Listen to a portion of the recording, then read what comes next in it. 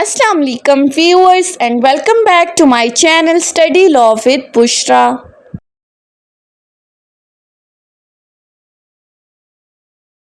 So in today's video we are going to discuss chapter 2 of Election Act 2017. But before starting the discussion, I request you all to please subscribe to my channel and don't forget to press the bell icon for latest updates. Do share this video with your friends and don't forget to comment your feedback. So let's move towards the discussion. हम study कर रहे थे election act 2017 को। Last video में हमने उसका introduction देखा था और डेफिनेशन क्लॉज को डिस्कस किया था। आज की इस वीडियो में हम चैप्टर 2 से स्टार्ट करते हैं। चैप्टर 2 बात करता है इलेक्शन कमीशन ऑफ पाकिस्तान की। हमने कहा था कि इलेक्शन के प्रोसीजर को कंडक्ट करने के लिए election commission of Pakistan establish किया गया है। अब इलेक्शन कमीशन ऑफ पाकिस्तान किस तरह से काम करता है, उसके पास क्या क्या पावर्स हैं, क्या क्या ड्यूटीज हैं, ये हम इस चैप्टर 2 के अंदर स्टडी करेंगे, जो कि स्टार्ट होता है सेक्शन 3 से। सेक्शन 3 को देख लेते हैं। सेक्शन 3 बात करता है प्रोसीजर ऑफ कमीशन की, कि ये इलेक्शन कमीशन ऑफ पाकिस्तान किस तरह से काम करेगा, इसका क्या तरीकाकार है। Subsection 1, in the performance of its functions and duties and the exercise of its powers, the commission shall regulate its own procedure. इसमें कहा गया है कि इलेक्शन कमीशन ऑफ पाकिस्तान अपने लिए खुद रूल्स बनाएगा कि उसने किस तरह से काम करना है, किस तरह से अपनी ड्यूटीज़ को परफॉर्म करना है। अपनी ड्यूटीज़ और फंक्शंस को किस तरीक़ाकार के मुताबिक करना है, ये इलेक्शन कमीशन ऑफ पाकिस्तान इसके मुतालिक खुद रूल्स बनाएगा। सब सेक्शन 2, द कमीशन में exercise its powers and perform it's functions even if the office of any member of commission is vacant or any of the member is for any reason unable to attend the proceedings of the commission, and the decision of the majority of members shall have the effect of the decision of the commission. Sub section 2 कहता है कि अगर commission के किसी member की seat खाली है या किसी भी वजह से उसका कोई भी मेंबर एब्सेंट है, ऐसी सूरत में भी कमीशन अपनी ड्यूटीज़ को परफॉर्म कर सकता है। यानी कि ऐसा नहीं है कि अगर कोई मेंबर एब्सेंट है या किसी की सीट वैकेंट है किसी भी रीज़न की वजह से, तो कमीशन का जो भी काम है, जो भी ड्यूटीज़ हैं, वो रुक जाएंगी। ऐसा नहीं है। फिर फर्दर इस सब सेक्शन में कहा गया है कि अगर किसी मैटर के ऊपर मेजॉरिटी का डिसीजन आ गया है, अक्सरियत का फैसला आ गया है, तो उस अक्सरियत के फैसले को बिल्कुल ऐसे ही कंसिडर किया जाएगा जैसा कि कमीशन ने खुद कोई फैसला दिया है। सब सेक्शन 3 की तरफ आ जाते हैं। If upon any matter requiring a decision of the commission there is a difference of opinion amongst its members, the opinion of the majority shall prevail and the decision of the commission shall be expressed in terms of opinion of the majority. Clause 2 को further explain कर दिया है। इसमें ये कहा गया है कि अगर कोई भी मैटर कमीशन के सामने पेंडिंग था और उसमें फैसला करते वक्त अगर उसके मेंबर्स के दरमियान इख्तिलाफ आ गया है, डिफरेंस ऑफ ओपिनियन आ गया है, तो ऐसी सूरत में जो मेजॉरिटी का फैसला होगा वही प्रिवेल करेगा और मेजॉरिटी के फैसले को अहमियत दी जाएगी। लेकिन इसी के साथ एक प्रोवाइजो अटैच की गई है। प्रोवाइजो क्या कहती है? प्रोवाइडेड दैट, अब आगे 2 क्लॉजेज बताई गई हैं, मजीद एक्सप्लेन कर दिया है। Where the members attending the proceedings of the commission are 4 and they are equally divided in their opinion. इसमें कहा गया है कि अगर जो मैटर कमीशन के सामने रखा गया है उस वक्त 4 मेंबरान मौजूद थे जो फैसला कर रहे थे और दोनों इक्वली डिवाइड हो गए हैं, यानी कि 2 बंदों का एक राय है और 2 बंदों की दूसरी राय है। या फिर where the members attending the proceedings of the commission are 3 and there is a difference of opinion amongst them, या फिर अगर मेंबरान की तादाद 3 है और उन तीनों की अलग अलग राय है, कोई भी भी एक दूसरे की राय पर मुत्तफिक नहीं है, तो फिर इन दोनों सूरत हाल में क्या होगा, the matter shall be placed before the full commission comprising all of its members.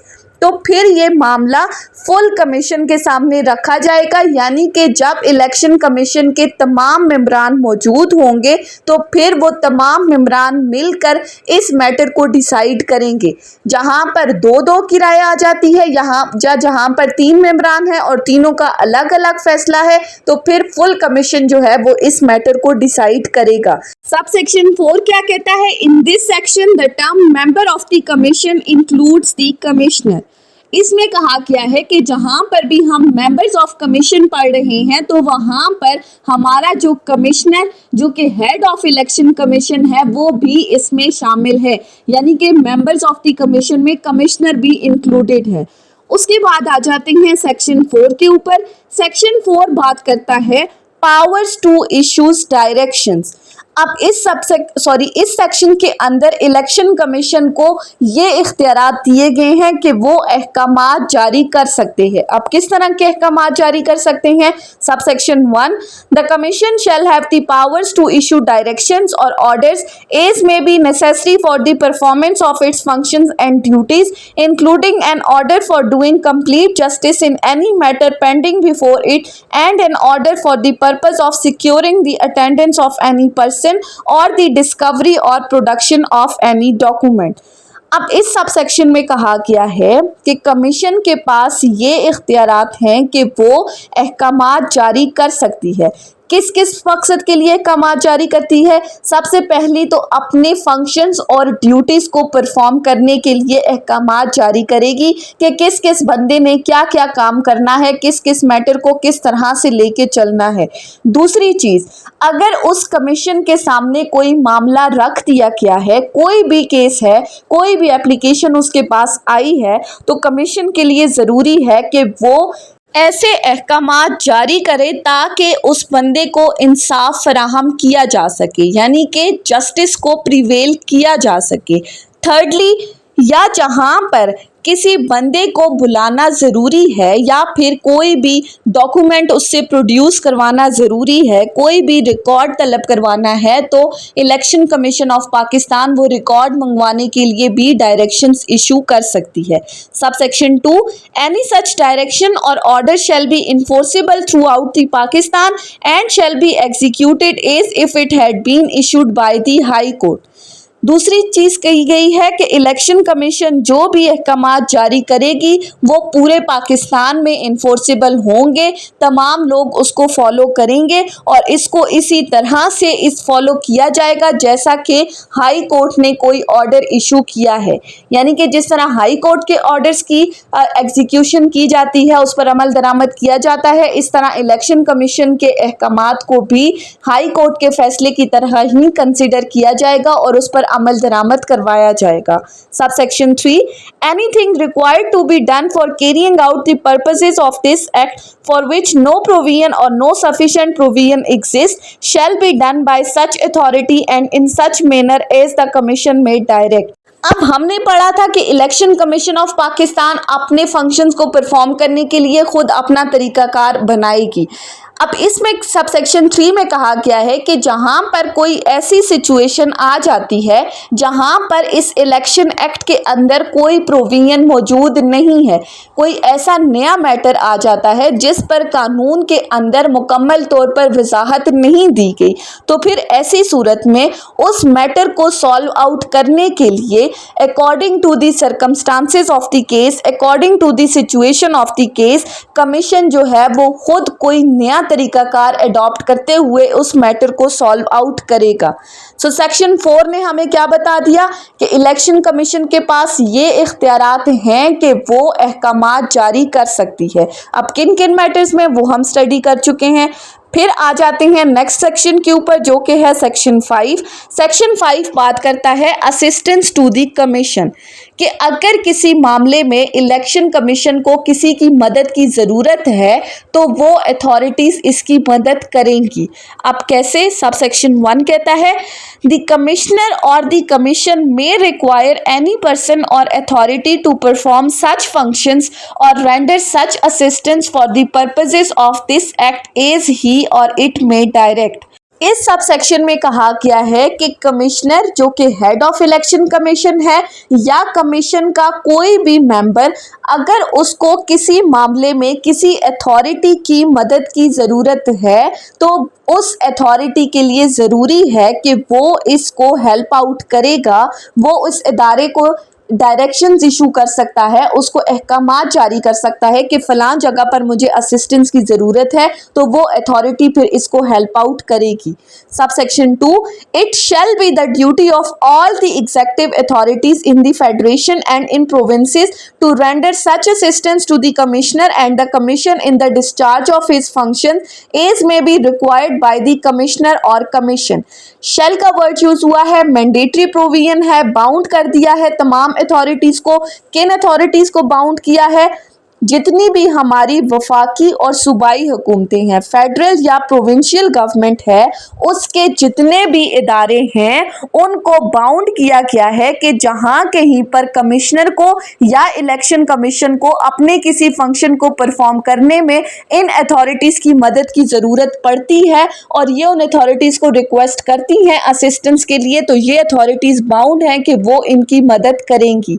Sub section 3 the federal government and each provincial government shall make available to the commission such staff as it may require for the performance of its functions under this act।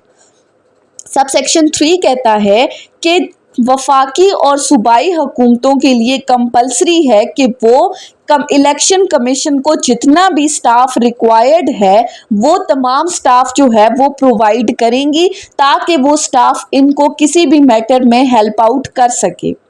फिर इसी के साथ further एक proviso attach की गई है। Proviso क्या कहती है?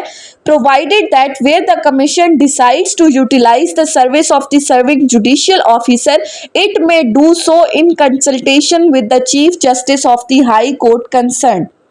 इसमें कहा गया है कि अगर कमीशन को किसी जुडिशियल ऑफिसर की हेल्प की ज़रूरत है, यानी कि अगर वो जजेस हजरात की खिदमत लेना चाहते हैं, तो ऐसी सूरत में जो हमारी मुतलका हाई कोर्ट होगी उसके चीफ जस्टिस से मुशावरत करनी ज़रूरी है। यानी कि ये कमीशन उस कंसर्न हाई कोर्ट के चीफ जस्टिस को रिक्वेस्ट करेगा, उससे कंसल्टेशन करेगा कि फ़लाँ मैटर पर हमें इन जुडिशियल ऑफिसर्स की हेल्प आउट की ज़रूरत है, तो फिर वो जुडिशियल ऑफिसर्स इनको हेल्प आउट करेंगे as per the orders of High Court. Fourth है after the election programme has been issued until the publication of names of return candidates in the official gazette. जब से election programme announce हुआ है, यानी कि election programme में हमने पढ़ा था क्या क्या होता है कि इलेक्शंस कब होंगे, किस दिन होंगे, किस किन हलकों के इलेक्शंस होंगे, उससे लेकर जो रिटर्न कैंडिडेट्स हैं यानी कि जो इलेक्शंस जीतने के बाद मेंबर मुंतखब हो जाते हैं उनका नाम ऑफिशियल गज़ट में पब्लिश होने से पहले क्या करेगी?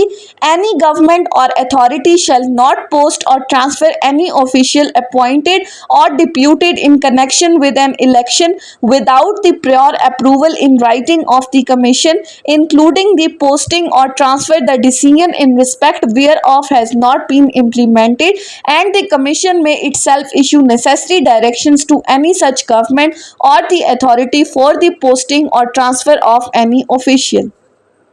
अब इसमें क्या कहा गया है?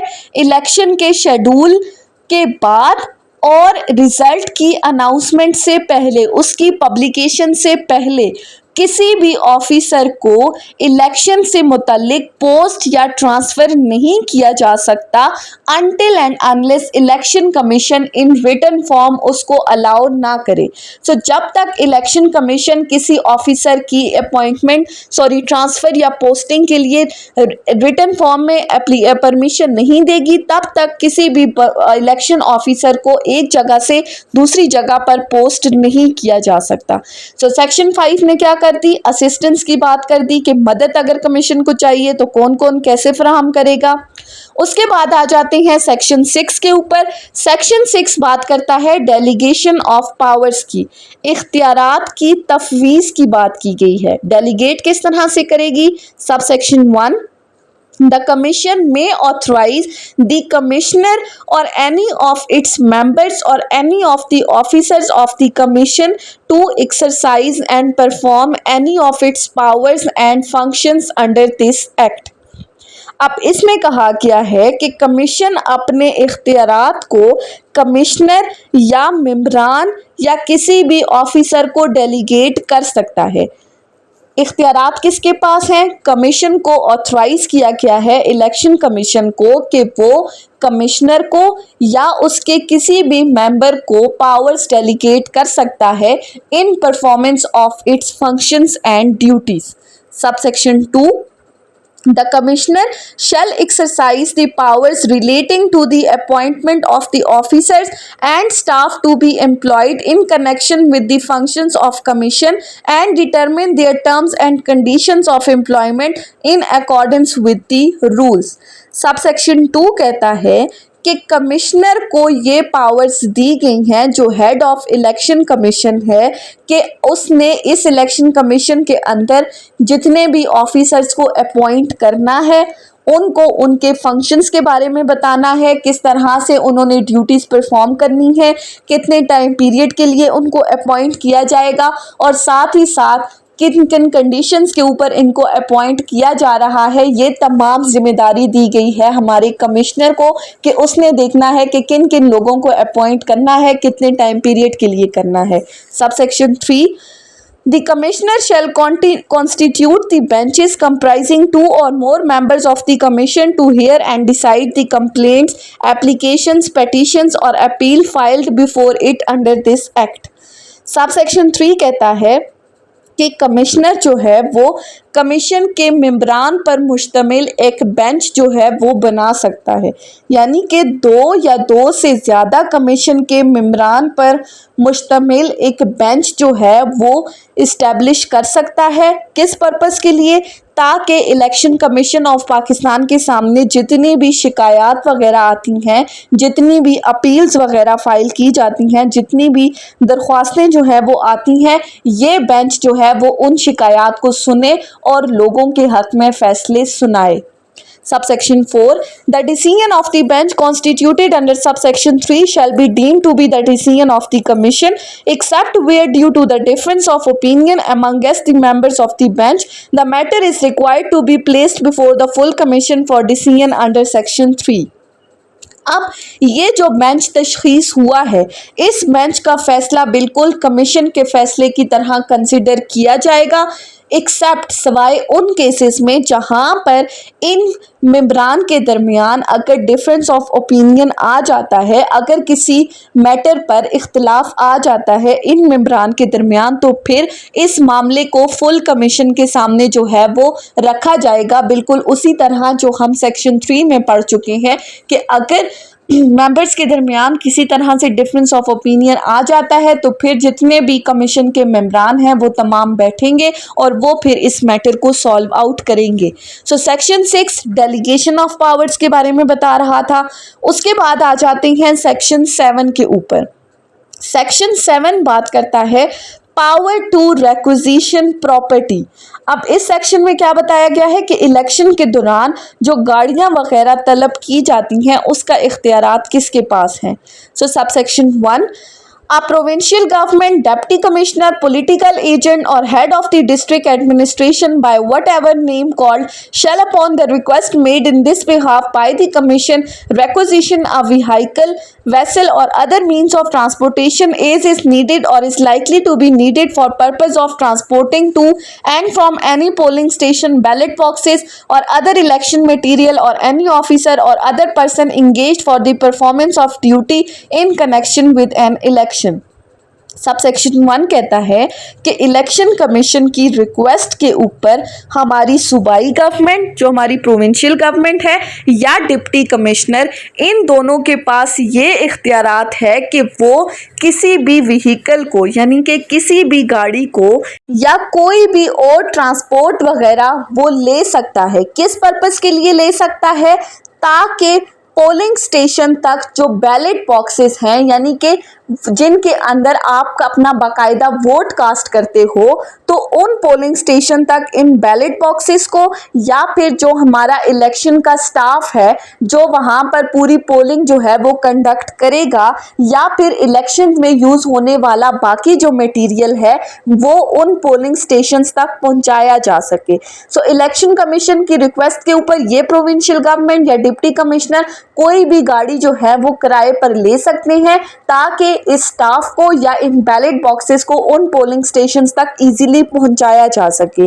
Subsection 2, a provincial government deputy commissioner political agent or head of the district administration by whatever name called shall not requisition a vehicle, vessel or other means of transportation which is being used by the candidate or his election agent for any purpose connected with the election of such candidate।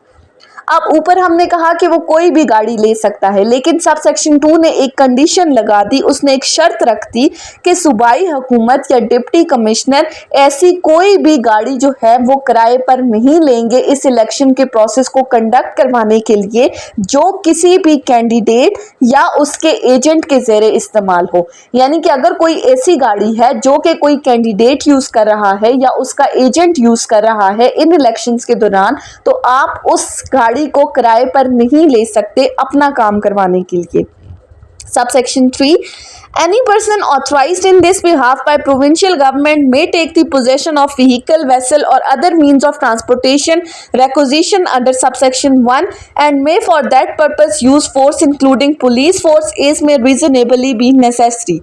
अब ऊपर हमने कहा कि वो कोई भी गाड़ी ले सकता है, लेकिन किस तरह से लेनी है। सो यहाँ पर कहा गया है कि सूबाई गवर्नमेंट का जो भी ऑथराइज्ड बंदा होगा जिन्होंने इस पर्पस के लिए उन्होंने ऑथराइज किया है, वो किसी भी गाड़ी को कब्जे में ले सकता है, और अगर उसको ज़रूरत पड़ती है इस गाड़ी को कब्जे में लेने के लिए किसी पुलिस की, तो वो पुलिस की हेल्प भी ले सकता है। Subsection 4, where any vehicle, vessel or other means of transportation is requisitioned under subsection 1, there shall be paid to the owner thereof compensation to the amount of which shall be determined by provincial government or the officer requisitioning the vehicle, vessel or other means of transportation on the basis of the fares and rates prevailing in the locality for its hire।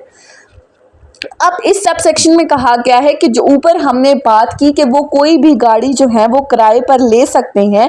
सो ये sub section कहता है कि जिस शख्स की गाड़ी आपने ली होगी उसे बाकायदा कंपनसेट किया जाएगा, उसे किराया दिया जाएगा इन तमाम दिनों के लिए जितने दिनों के लिए ये गाड़ी ली गई है, और किराए को प्रोविंशियल गवर्नमेंट डिटरमिन करेगी किस तरह से उस लोकेलिटी के अंदर इतने टाइम पीरियड के लिए गाड़ी कितना किराया लेती है, उस किराए को मद्देनजर रखते हुए इसको कंपनसेट किया जाएगा।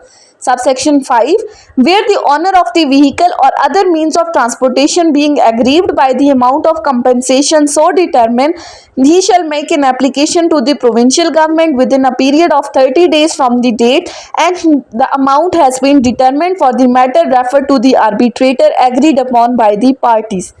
अब इसमें कहा गया है कि अगर उस बंदे को जो कि गाड़ी का मालिक है उसको लगता है कि मुझे जो किराया दिया गया है, जो कंपनसेशन दी गई है वो कम है, तो वो ऐसी सूरत में 30 दिन के अंदर अंदर प्रोविंशियल गवर्नमेंट को एक एप्लीकेशन देगा और उनसे कहेगा कि जो किराया आपने डिटरमिन किया है वो मौजूदा जो हालात हैं उसके मुताबिक बहुत कम है। तो फिर ऐसी सूरत में ये प्रोविंशियल गवर्नमेंट एक आर्बिट्रेटर अपॉइंट करेगी दोनों पार्टीज़ की जो है वो कॉन्सेंट के साथ, यानी कि इस मालिक की कॉन्सेंट के साथ और प्रोविंशियल गवर्नमेंट की कॉन्सेंट के साथ एक आर्बिट्रेटर अपॉइंट किया जाएगा, और फिर वो आर्बिट्रेटर जितनी भी कंपनसेशन डिटरमिन करेगा वो कंपनसेशन इस बंदे को दी जाएगी।